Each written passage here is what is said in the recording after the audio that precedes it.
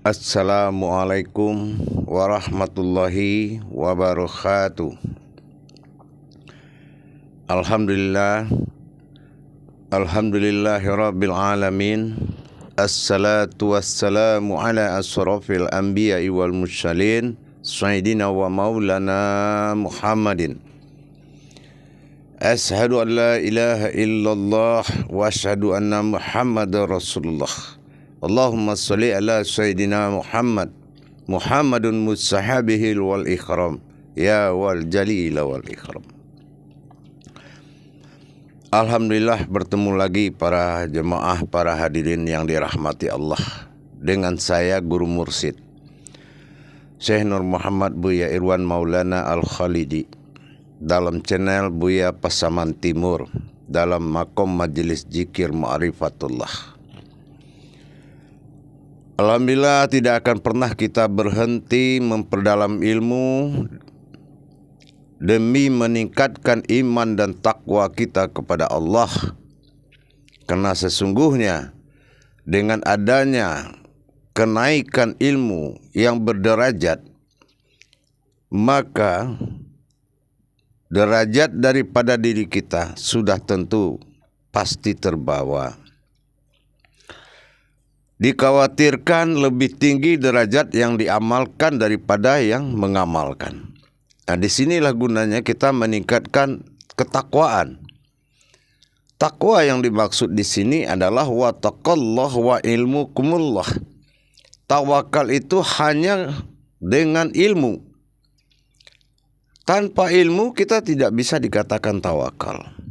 Wattaqallah wa ilmukumullah. Tawakal itu adalah suatu ilmu menuju ilmu yang besar. Kalau rajin itu taat namanya, bukan takwa. Jadi para jemaah, para hadirin, pada tayangan ini saya akan berbagi ilmu pengetahuan, yaitu mengenai suatu gendala di mana sama seperti kita tergendala sholat tidak bertemu Allah.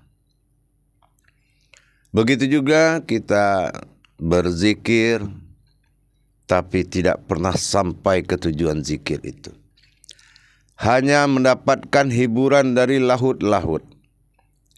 Terasa merinding, terasa melihat cahaya dan melihat warna-warni dan segala getaran-getaran. Bahkan dibawanya kita kemana-mana. Kenapa begitu? Karena kebaikan itu juga punya ujian. Di jalan Allah dalam kebaikan pun diuji. Dari tujuan awal daripada zikrullahnya. Apa tujuan kita? Apa makom zikir? Nah, di sinilah masalah tafakur ini selalu jadi masalah. Kadang-kadang karena capek jadi jumlah. Udah diselesaikan dengan jumlah udah 100 udah. Nah, ini kurangnya pengetahuan kita soal tafakur, tafarakullah, wa tafarku. Bagaimana kita mendapatkan rahasia mengamalkan sebuah amalan atau zikir. Kita harus lihat dulu dari judulnya, yaitu tafakur. Dia banyak itu para hadirin. Ada dinamakan tafakur. Nah, ada dinamakan tadzakur. Ada juga dinamakan takharu. Nah, ini sama, bentuk perilakunya sama, tapi dalam ma'rifat ini suatu perbedaan yang sangat jauh. Ya. Apalagi kita sudah bersifat tasbih. Untuk berangkat dari tasbih menuju zikir itu butuh perubahan metode yang sangat tinggi, perubahan kodrat yang sangat tinggi. Biasa kita pakai tasbih, nah tiba-tiba tafakur kita tidak pakai tasbih, apalagi tadzakur, apalagi takharub. Ini metode cara pendekatan dengan kerohanian dengan Allah. Nah, saya rasa banyak kita mengalami benturan. Mengamalkan itu tidak hanya dalam satu jalan. Banyak Allah siapkan jalan, tapi kalau kita tidak tahu hakikat jalan tafakur itu, Itu kita dibawa kemana-mana. Yang melihat gunung, melihat air, melihat api, melihat cahaya. Padahal kita zikir kolbi umpama seperti itu. Tapi kenapa kita bisa dibawa kemana-mana? Mana yang lebih kamu perhatikan? Keindahan atau hak? Nah, di sini diuji kita. Jangan salahkan suatu ujian itu datang. Seperti kita berzikir, bersihkan kolbi. Tiba-tiba kita melihat, kita dengan teman kita begini, kita melihat seorang ulama, kita melihat sebuah malaikat, kita melihat sebuah apa coba aja itu. Nah, tapi mana yang harus menjadi ibtiqa madatilah kita?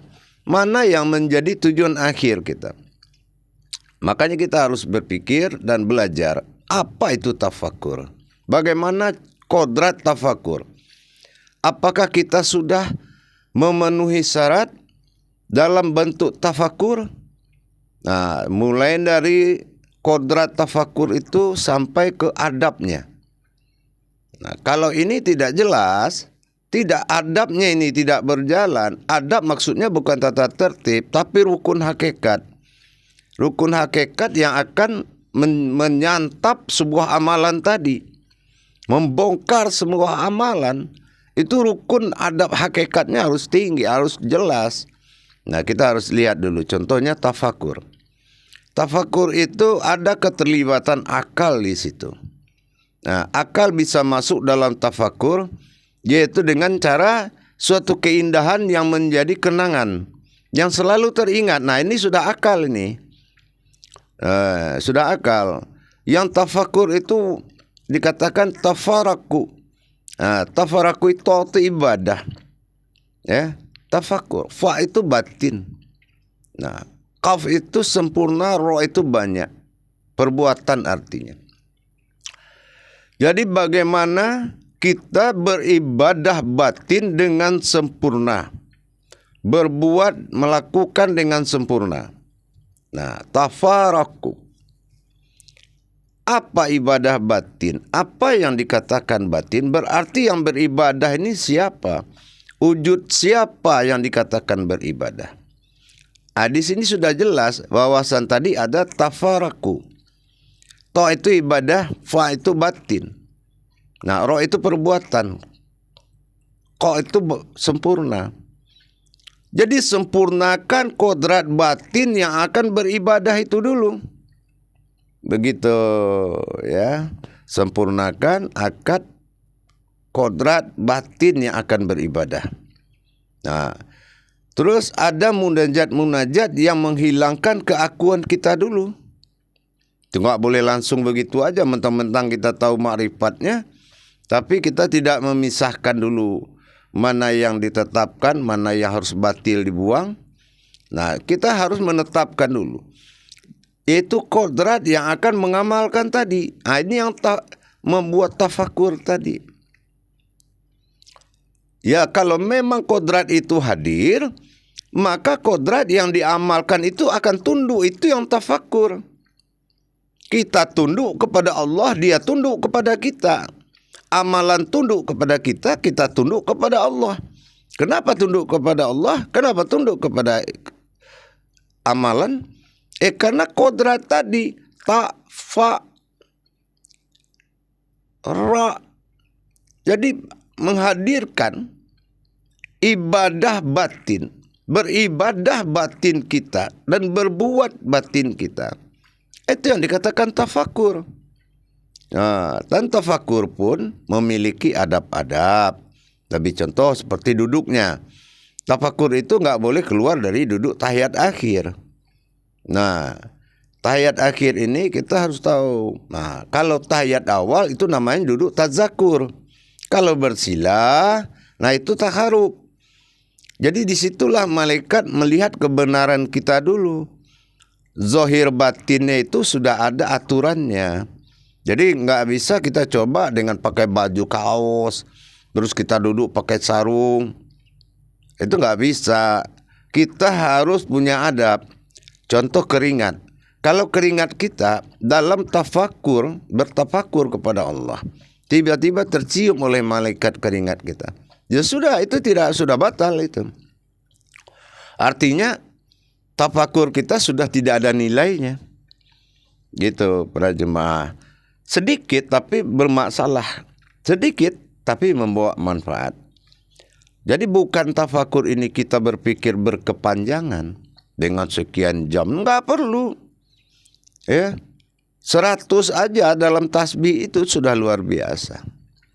Gitu. Cuma ingat judulnya dulu. Ini tafakur atau tadzakur atau takharub atau apa ini? Nah, jadi kita harus tahu dulu ke situ. Atau tasbih. Nah, kalau tasbih sudah pakai hitungan. Nah, namanya amaliyah. Tapi kalau tafakur itu termasuk sudah zikrullah. Nah, zikrullah ini banyak tingkatannya. Maka dibilang tadi adab yang menentukan yaitu ta, fa, ro, kaf. Ro, ya, tafakur atau tafaraku. Nah, oh itu ibadah, saya ulangi lagi. Nah, fa itu batin dalam hukum hijaiyah. Ya, itu batin. Wala tafarakula bismillah. Sesungguhnya kalau sudah bismillah maka tafakur semua. Artinya apa? Sudah hadir fa atau batinnya Allah, bi. Sudah hadir dirinya, sudah hadir wujudnya. Nah, maka di sini kita harus paham dulu. Tafakur itu adalah perbuatan batin. Nah, apakah kita sudah bisa memunculkan batin? Batin memunculkan diri sir yang masuk ke dalam rohani. Rohani bermaujud menjadi nurani. Duduklah Adam, beribadah Muhammad. Maka nyatalah semuanya Allah itu di dalam nyawa kita. Nah, nyata Allah pada nyawa. Artinya seperti itu.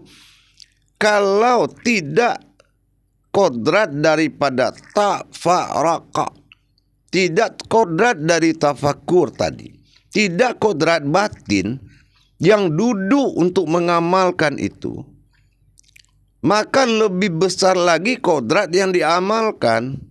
Ini yang dikhawatirkan. Itu. Jadi perlu adanya munajat-munajat. Munajat itu seperti munajat diri, ya. Nah, menetapkan maksud dan tujuan dengan ilahi anta maksudi waradika malubi.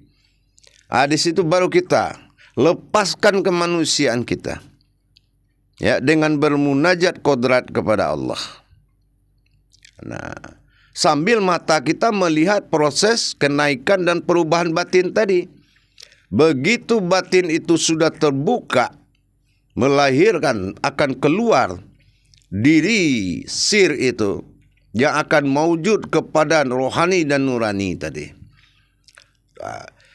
Dengan kita bermunajat terlebih dahulu, kita bersalam kepada sekalian umat, sekalian para ibadi solihin. Seperti ilahi anta maksudi waradika matlubi, kita arahkan kepada Allah. Assalamualaikum ayuhan nabi wa rahmatullahi wa barakatuh. Arahkan pada rohanimu. Assalamualaikum ya Rahman ya Rahim. Arahkan kepada jasad dan rohanimu. Assalamualaikum ya Malikatul Habibillah wal Mukharabin. Ingat 8 malaikat yang ada di batang tulangmu. Assalamualaikum wa alaihi solihin. Ingat kepada hamba Allah yang para soleh-soleh kepada Allah. Itu harus kita hormati. Yang soleh yang dimaksud siapa? Orang yang ibadahnya benar. Mungkin dia tidak wali, tapi ibadahnya benar. Itu dianggap soleh. Tidak harus wali yang soleh. Wali itu alim, bukan soleh. Jadi setelah itu kita lepaskan kodrat diri kita. Kita melihat kepada 7 sifat Allah dalam diri yang menjadi batang tubuh batin. Batang tubuh sifat. Kodrat Allah, kodrat aku, kodrat Allah sendirinya. Iradat Allah, iradat aku, iradat Allah sendirinya. Lihat kepada rohani. Ilmu Allah, ilmu aku, ilmu Allah sendirinya. Lihat pada jasad kita. Hayat Allah, hayat aku, hayat Allah sendirinya. Lihat kepada hidupnya kita, bahwa itu adalah hayatnya Allah. Tidak ada hayat kita lagi. Kalam Allah, kalam aku, kalam Allah sendirinya. Lihat apa yang akan kita ucapkan, mulai kalam sampai kauniyah ke dalam batin, itu sudah Allah yang bicara. Basar Allah, basar aku, basar Allah sendiri. Penglihatan sudah penglihatan Allah. Sama Allah, sama aku, sama Allah sendirinya. Pendengaran pun pendengaran Allah. Silna sifatku, nyatalah sifatmu ya Allah. Sifat kekal dalam diriku. Jadi setelah kita la ilaha illallah, la alam de kolbi kita, ilaha angkat ke atas alam nyata, ilah lihat kolbi, Allah buka matamu, lepas kamu dari situ. Itu namanya tafakur. Memang kodratnya yang bisa mentafakurkan kalamnya. Mau zikir apa saja, sebelum jelas ba alif sin maujud dalam Rahman dan Rahim, dirikan bismillah dulu. Wujudkan batin tadi, diri batin, kodrat batin, iradat batin, ilmu batin. Semua menjadi batin Allah. Itulah nyawa sebagai khadrah batinnya Allah. Rohani insan adalah rohaninya Muhammad sallallahu alaihi wasallam. Nah, sementara jasad adalah nuraninya Allah. Nur Muhammad, pemberian hibah. Jadi para jemaah sekalian, itu kita lakukan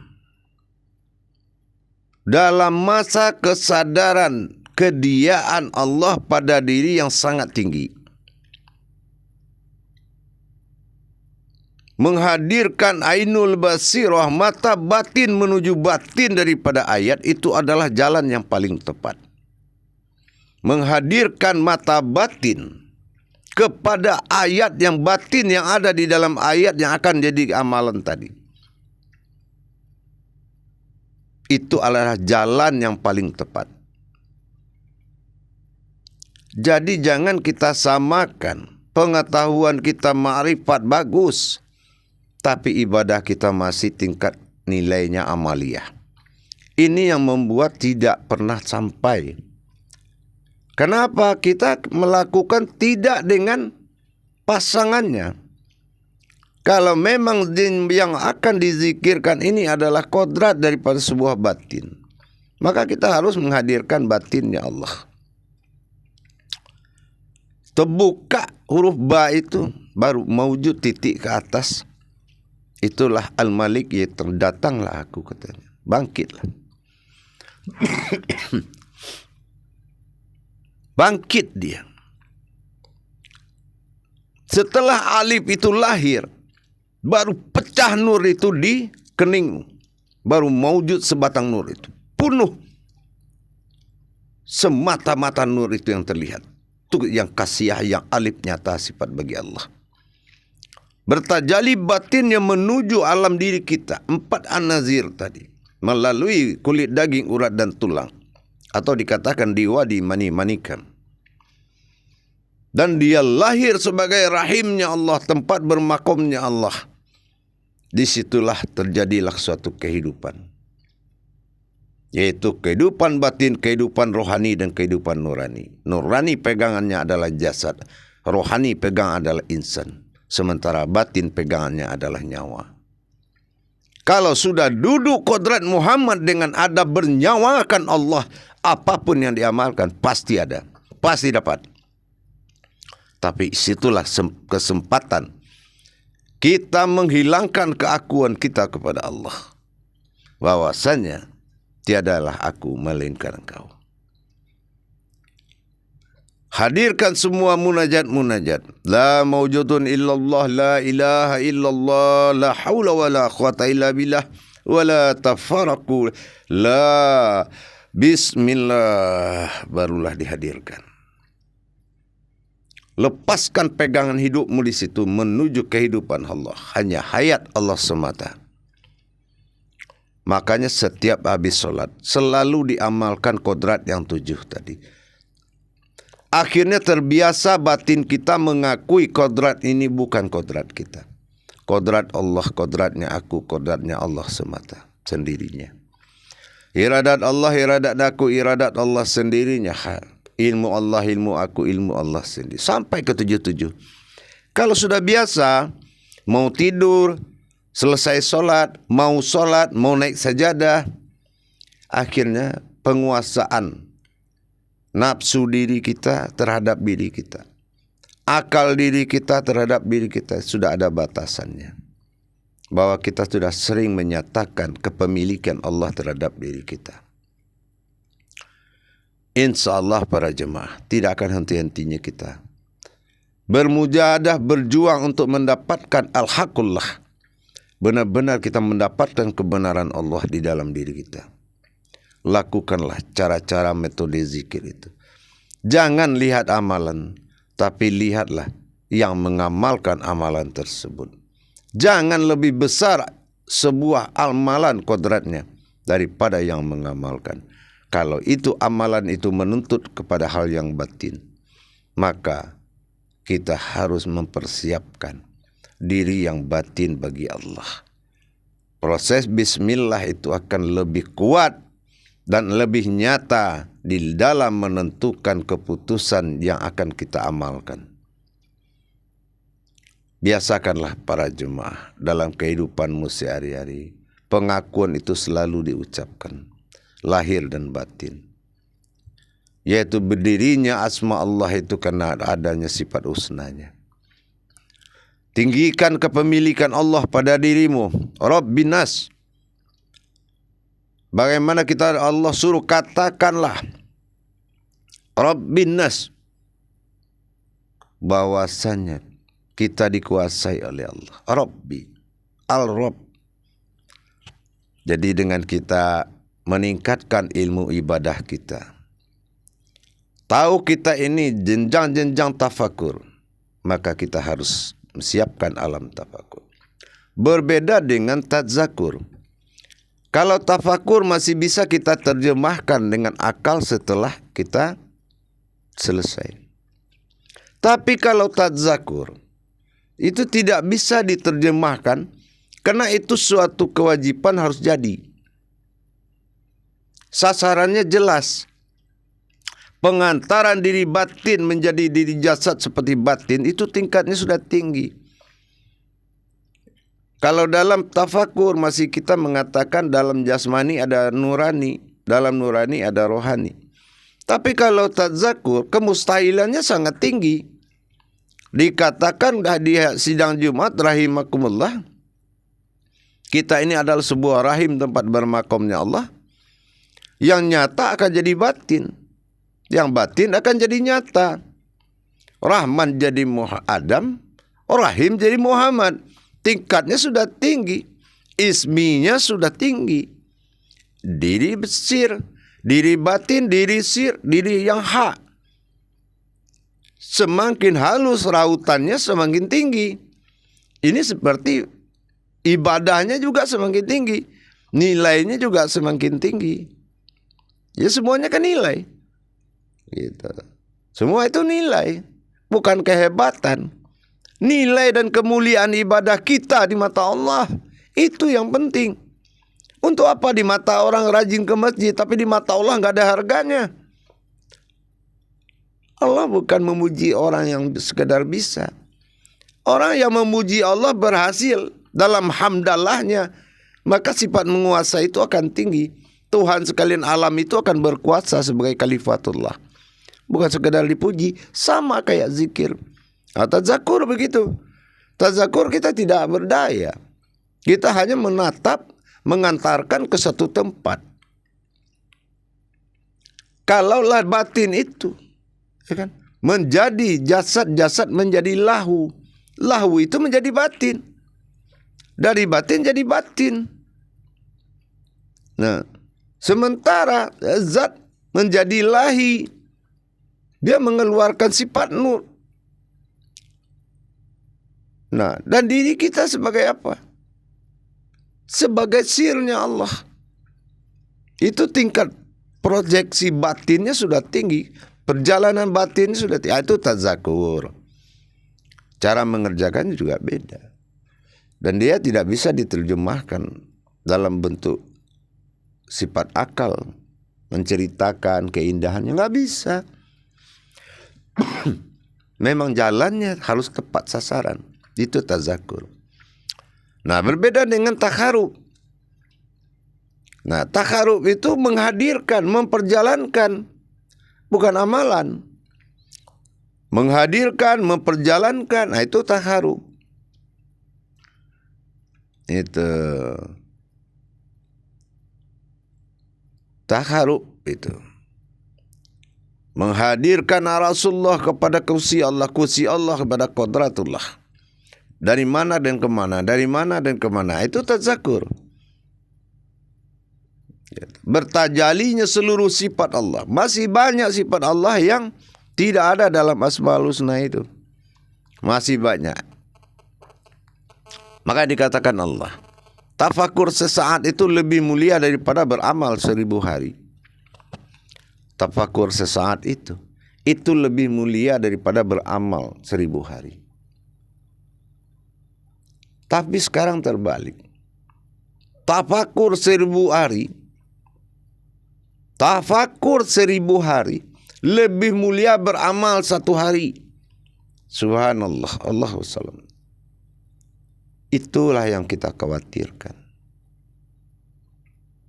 Kalau kita sudah tua, tidak mampu berdiri, tidak mampu bergerak kemana-mana, ya sudah, kita harus melaksanakan ibadah tafakur. Jadi itu para jemaah sekalian, jangan heran, apalagi kita mengamalkan tingkat ilmu-ilmu tauhid. Sebagai penguasa dalam Islam, rukun Islam pertama tauhid. Menjadikan Tuhan pada diri, menjadikan Allah pada diri itu bukan pekerjaan yang gampang. La ilaha illallah bisa kita baca, tapi menjadikan bagaimana Allah itu menjadi Tuhan pada diri, itu tidak semudah itu. Para jemaah yang sekalian yang dirahmati Allah, kita ini harus paham lebih jauh sebelum kita memulai. Jangan kita memulai sesuatu hal yang kita belum paham. Contoh untuk mendirikan solat. Mendirikan solat bukan di solat itu didirikan. Itulah gunanya tafakur. Bagaimana menjadikan ketuhanan Allah dalam diri dengan la ilaha illallah.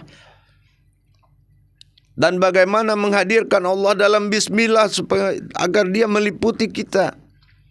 Mengatakan Allah semata. Bukan ayat dapat tapi tazakurnya, tafakurnya tidak dapat. Bagaimana maujudullah dalam al-ikhlas pecah 7 untuk dikembangkan pada jasad lahir dan batin. Bagaimana penguasaan Allah dalam surat An-Nas terhadap diri kita. Dan bagaimana ke Allah bertajali dengan batinnya, 7 batinnya dalam Al-Fatihah. Semua itu wajib ditafrid dan tajrid. Wajib dialami dan dirasakan. InsyaAllah para jemaah, harapan saya, mari kita tingkatkan ilmu amal ibadah. Kita buka dulu rahasianya. Jangan kita mengerjakan sesuatu yang kita belum tahu rahasianya. Semuanya terbuat dari rahasia, termasuk dirimu sendiri. Innallaha innal insanu masakinatul wal maridu.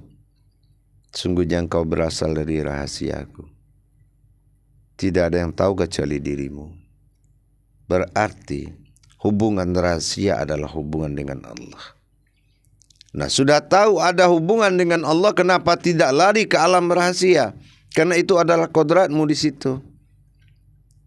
Makanya sehatkan pikiran untuk membuat kuatnya keyakinan. Jangan banyak yakin tanpa berpikir. Berpikir kita dengan jernih dulu. Memang pikiran tidak bisa masuk ke alam zikir. Tapi ainul fikri, ainul zikri. Berpikirlah kamu sebelum berzikir. Jangan berpikir di dalam berzikir atau setelah sudah baru berpikir. Baik para jemaah, insyaallah di lain waktu kita akan sambung lagi cara-cara beribadah, kiat-kiat bertuhan kepada Allah. Cara beribadah dan kiat-kiat bertuhan kepada Allah. Saya akan buka selagi Allah izin. Insyaallah demi meningkatkan iman dan takwa kita. Tidak ada orang yang melarang kita meningkatkan iman dan takwa kita. Itu adalah suruhan Allah. Islam adalah agama diri. Jadi nikmatilah. Maka dijanjikan dunia hasanah wa fil akhirati hasanah. Kalau selesai rohanimu itu dengan Allah, tidak bersengketa lagi rohanimu dengan Allah, kamu bisa menikmati dunia ini melebihi akhirat. Insyaallah. Akhirul kalam. Wabillahi taufiq wal hidayah. Wassalamualaikum warahmatullahi wabarakatuh.